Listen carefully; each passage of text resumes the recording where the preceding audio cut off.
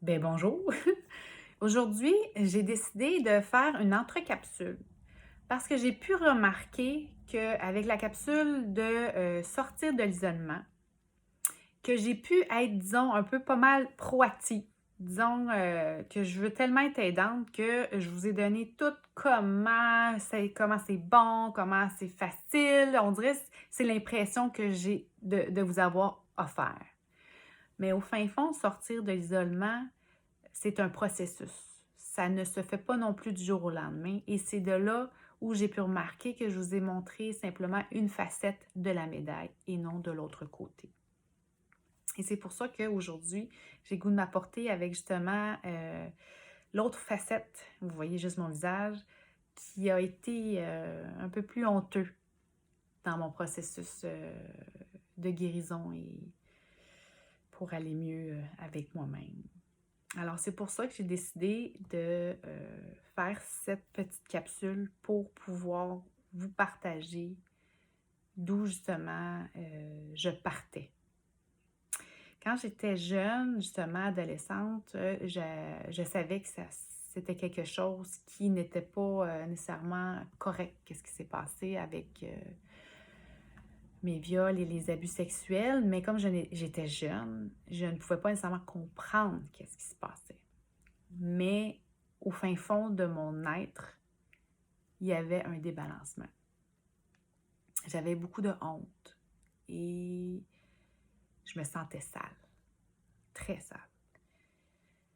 Ce que ça l'a créé, avant justement que je puisse sortir de l'isolement, grâce à mon professeur qui a parlé justement des relations amoureuses en classe, c'est que j'ai pu pouvoir faire le premier pas à aller chercher de l'aide. Ce qui s'est passé, c'est que le fait de garder ça à l'intérieur de moi m'a détruit. Je me détruisais tranquillement à l'intérieur de moi. J'avais tellement de souffrance, de douleur, que ce que je faisais, c'est que je buvais. Je, je l'avoue, je buvais. Pas un peu. J'étais en secondaire 4-5 et au moins 6 fois semaine, j'étais saoule. J'allais dans les bars, j'allais dans les clubs. Je savais pas ce qui se passait à l'intérieur de moi. C'était tellement souffrant que je préférais, comment je dirais, camoufler ça. Puis c'est une façon que je pensais qui pouvait m'aider à avoir moins mal. J'allais au moins 5-6 fois. Je vous dis ça, là, parce que le lundi puis le mardi, il n'y avait pas grand-chose dans les bars. Fait que je retournais chez nous, là, puis je vous dis ça en riant, là, parce qu'aujourd'hui, je suis ailleurs, puis j'ai travaillé fort là-dessus.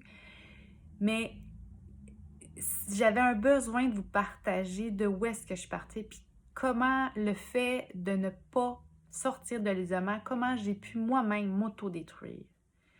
C'était tellement souffrant, psychologiquement, psychiquement.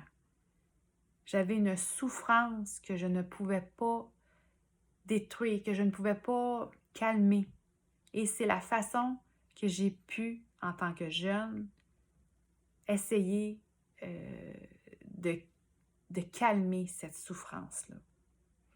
Et je vous le dis aujourd'hui, c'est un côté que c'est sûr que je ne suis pas fière de moi, mais que je ne savais pas comment non plus focaliser sur quelque chose pour aider à plus à avoir mal à l'intérieur. Et c'est de là que justement, à partir du fait de sortir de l'isolement, que j'ai pu justement commencer ce processus-là à avoir moins mal à l'intérieur de moi. Et je vous le dis, c'est quelque chose qui, encore aujourd'hui, je travaille dessus.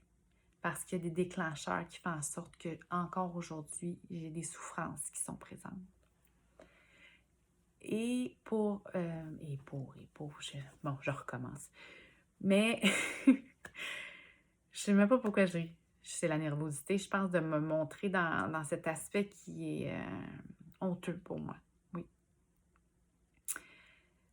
Lorsque, là, v'là 2 ans et demi, justement, que j'ai eu ce viol, je suis honnête avec vous, oui, le besoin, comme je vous ai dit, était criant de sortir de l'isolement. Mais ce qu'il faut que je vous dise, ce qu'il faut que je vous dise, c'est que pendant 20 ans, j'ai travaillé à sortir de l'isolement et travaillé sur mon estime due au viol et aux abus que j'ai eus en tant que jeune. C'est un travail d'une vie. Pour moi, c'est mon chemin. C'est mon travail d'une vie. Et c'est pour ça que, d'un sens, comme je vous ai dit, quand jamais je repensais d'être violée. Et c'est pour ça que je vous dis que j'ai été détruite. Détruite. Et que le besoin a été criant de sortir de cet isolement-là. Mais ça faisait au-dessus de 20 ans que j'avais un travail, justement, face aux viols et aux abus quand j'étais jeune. Et je vous le dis, ça n'a pas été nécessairement plus facile malgré le travail que j'ai eu sur moi. Au contraire, la blessure était beaucoup plus profonde. Et c'est là que j'ai pu voir que j'avais encore beaucoup plus besoin d'amour et surtout de soutien autour de moi. Et le fait d'en parler aux bonnes personnes, au bon moment, m'a énormément aidé à grandir et à apaiser cette... Il n'y a pas de mots. Cette déchirure, ce vide à l'intérieur, cette souffrance profonde à l'intérieur. Alors, c'est pour ça que je voulais refaire une petite entre-capsule, parce que